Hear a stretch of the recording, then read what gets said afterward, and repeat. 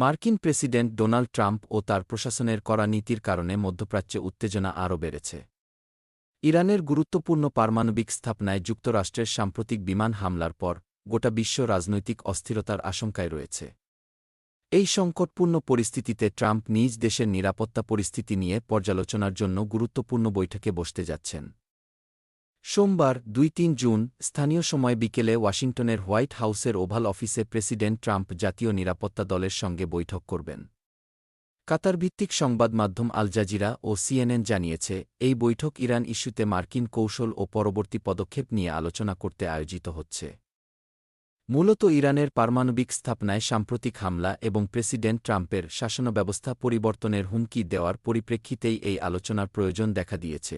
যুক্তরাষ্ট্রের president Trump শনিবার ঘোষণা করেন, তার দেশের বিমান বাহিনী ইরানের ৩টি পারমাণবিক স্থাপনায় সফল হামলা চালিয়েছে।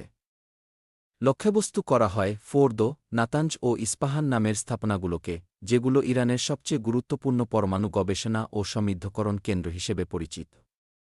এই হামলার পরপরই ইরান তীব্র প্রতিক্রিয়া জানায় এবং একে জঘন্য কাজ বলে অভিহিত করে, ইরানের পারমাণবিক সংস্থা এক বিবৃতিতে জানায়। এই হামলা আন্তর্জাতিক আইনের সরাসরি লঙ্ঘন, বিশেষ করে নিউক্লিয়ার ননপ্রলিফেরেশন চুক্তি এর পরিপন্থী। তারা আরও উল্লেখ করে, শান্তিপূর্ণ পরমাণু কর্মসূচির উপর এই ধরনের হামলা বৈশ্বিক স্থিতিশীলতার জন্য বড় হুমকি। ইরানের